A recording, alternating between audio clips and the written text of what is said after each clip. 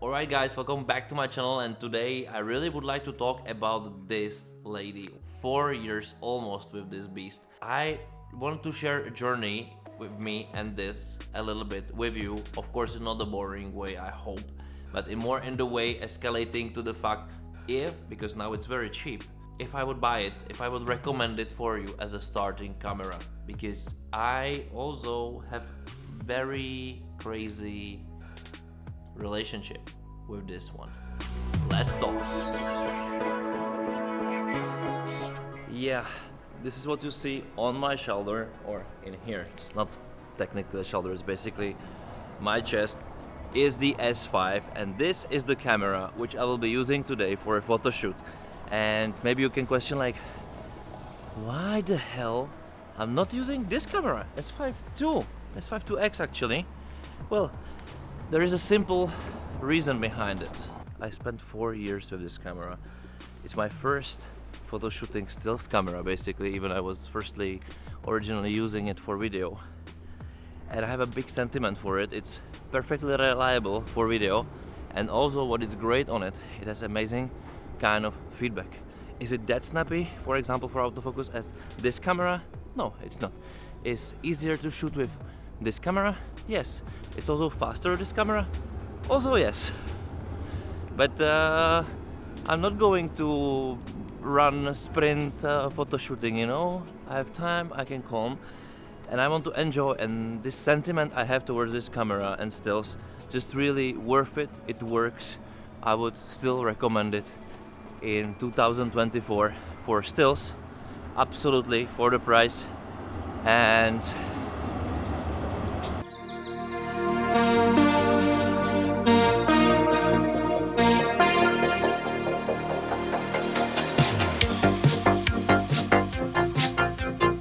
yes, so are you ready for photo shoot? I'm ready. Let's start. Let's do this.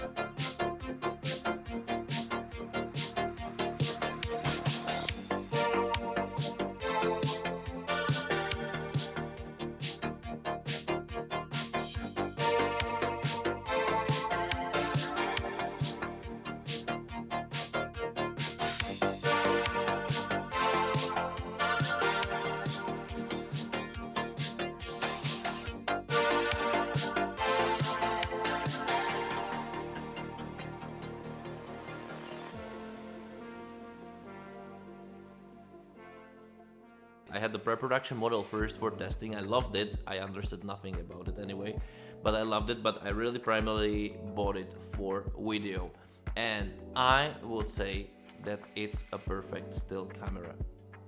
And it's like, oh, okay, what the hell? And yeah, like, because in stills I'm still using it. I love the image from it. I love how it works. I love how I can hold it. It's part of my body. I love, because I don't have like huge hands, even like on camera right there, look, but it's perfect grip for me. Amazing. I know where everything is. I can, take everything, touch everything. It's a very lightweight camera, and for stills I sometimes prefer it even just in compared to S5 II. And the reason is that even though the autofocus, where we go, this I think the key topic, it's not that snappy, not that great as in this camera.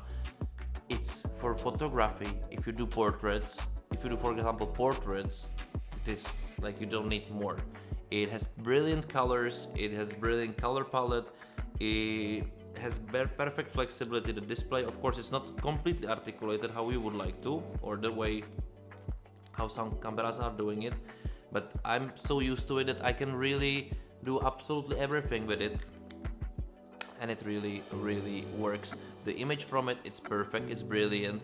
It has a little bit better feedback, I would say, than this camera. I'm also using in both of them only electronic shutter. It never failed me, never. This camera basically never failed me. I shot tens of thousands of pictures already, hundreds of thousands probably. Also videos, it never failed me. Maybe I'm very lucky, and maybe this will be corrupted file, but I never had a corrupted file, never. Like, it's extremely reliable camera. But would I buy this camera now? I would differ the question to few ifs. Are you a still photographer, but you also want to do video and you want full frame? Answer would be for sure. Because if S5 excels in something, it's still photography. 24 megapixels are enough, images are brilliant combined with Panasonic or Sigma lens. I would actually say that this you can buy for less than 1,000 euros or $1,000. The new S9, which has basically everything what S5 do, but some big limits, let's say, because double the money of almost, like very, very expensive for, in my opinion, very, very expensive actually, I would say. I don't understand this market valuation of this, because then I would rather buy S5 too, you know, even that one really looks cool. The value I have in here, it's much bigger, but not everybody needs it. But if you want this value and you really want to save a lot of money, this is perfect. For stills, I'm still talking about stills. Now, if we go to the video side, it's like why I'm not vlogging on S5, right? Like when I'm using it and this video, it's more dedicated to S5. I'm using S5 too. And the reason is, I don't want to get crazy. And I can rely on this camera. I can have this here easily. I'm very happy about it, for using it for stills. But there is a reason why I bought this camera, right? For doing also those videos, because I can just look in here. I don't need to watch into the look at display. I trust the camera. I know I'm in the. I just know I'm in the focus, because I am, and it's clear that's easy. Problem solved. Because before, I was doing such a vlog that I went home and I found out that like 3/4 or half of the video I'm not in the focus, and then I can just, you know, put it aside. And then where is the worth? Then you're just stressed. So answer, no, I wouldn't recommend S5 for vlogging camera. 100% not. No, I wouldn't, because you could, for example, you couldn't do this without being in fear that you have the footage.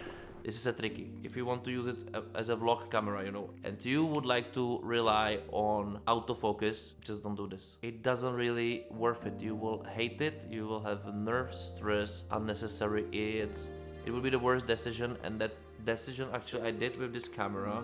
Even because of it, I learned so many. For this case scenario, to use autofocus, it's madness. You will hate it. You will start hating any vlogging, everything which is creative by this, and you will lose this creativity, flexibility, I would say, with this camera. You will learn so many skills, how to use manual, which might be very helpful, but it's annoyingly slower process and also unreliable, and it's not that creative. Like, how can you use the autofocus, in my opinion, especially when you're a one-man army and you do everything by yourself, sometimes ad hoc, and you don't want to know how hard it is psychically to get to the state that you did amazing video, you talked perfectly, you had this topic, and then you found out half of the time you weren't on the focus, because you cannot look in the screen here or somewhere, you watch here, and at some point you don't think about it, and then you have this amazing 10 minutes monologue or something,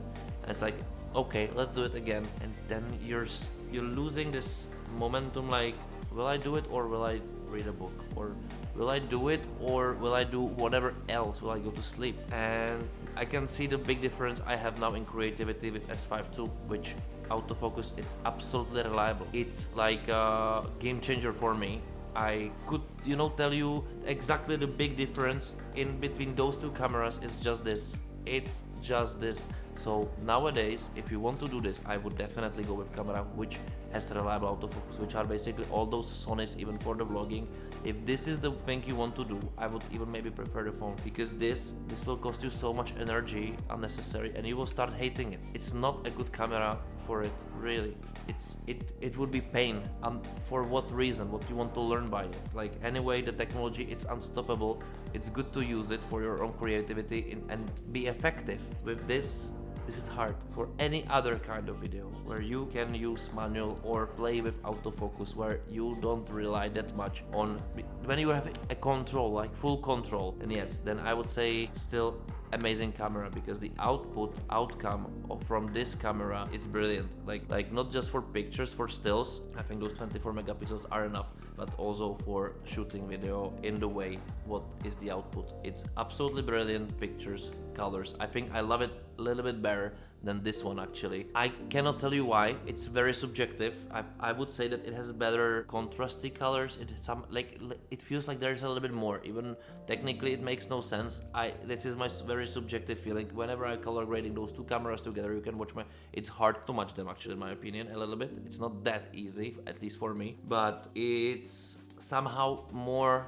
There is some more chunk in this, like, so very subjectively. The output is brilliant. It never failed me. As I said, it even never overheated. It never overheated. It has only one thing, which is but this is again, we are talking about vlogging or doing like long videos. This is in 4K, which is the only format you should now do. Like, I don't understand anybody who's do in full HD. It makes no sense. 4K is the minimum. This has a limitation to 30 minutes in 10-bit. In 8-bit it doesn't, but 10-bit it does, and it's pity this doesn't. And it's a game changer, because when I'm doing, for example, master classes on my other YouTube channel, I can do it longer, you know. This is a little bit limitation for me in general, but normally when you're shooting like videos, commercial, whatsoever, for this reasons is perfect in my opinion. You can really rely on it if you don't need autofocus. Like, whenever you need autofocus, not good.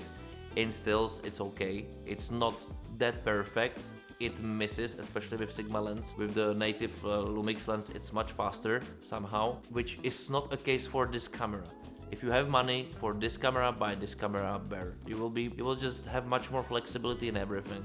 If don't, this is enough. And for the money, in my opinion, for the money, this is perfect. And I think back then they did brilliant, crazy mistake that they didn't really want to put this autofocus in it. If they have it, back then they had the best camera on the market by far, because by price, the best value, which I would say it's still amazing value, because it lost its $1,000 camera, still reliable, but it really depends on what you want to use it. If it's stills and if it's the video, when you have absolute control, take it, you will love it. It will never fail you. Decent camera, battery life, decent, not perfect, but decent. It's hard to, it don't really take dust. It's very easy to work with. It has some tweaks, like if you need to use HDMI, it has only this mini one, but for example, for my reasons, I never used it. The rest works perfectly. There are some limitations which are not limitations. Of course, it cannot have this open gate and so on. But in my opinion, those are really overrated things. Like, really, like, it's just a marketing thing. Of course, it's cool to have this space more a little bit, but I'm not really sure that it's really worth it. It's in this camera, it's 420, 4K you have 422. It's a better space. Why to use open gate? I try sometimes, of course, it gives me like this, you know, value for TikTok and so on, but actually there are methods how to do amazing TikToks even for this, from this, so not necessarily. And yeah, 4 years and I'm still keeping it. It's still my B cam, it's sometimes my A cam for stills. I love it.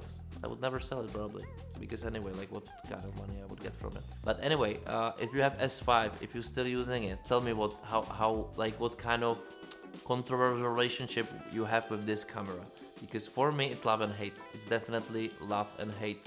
I needed to buy a new one, or I stopped YouTubing, I stopped creating, really, just because the autofocus. And whoever says autofocus is not a thing, it's a liar. This is a game changer. It's a game changing thing. It's the most important thing in the cameras, and in my opinion the other very important thing will be only internal hard drive and also global shutter, let's say, because then you have even much more creative opportunities, and internal ND filters, nothing else. Like, then all the cameras are brilliant. But this is not the case. This is not the case, and it's not the case for most cameras, especially around $2,000 or so. So sleep tight, have a nice dreams. Write me in the comments below what do you think about this talking, not walking video. And see you next time. Thank you for watching. Bye.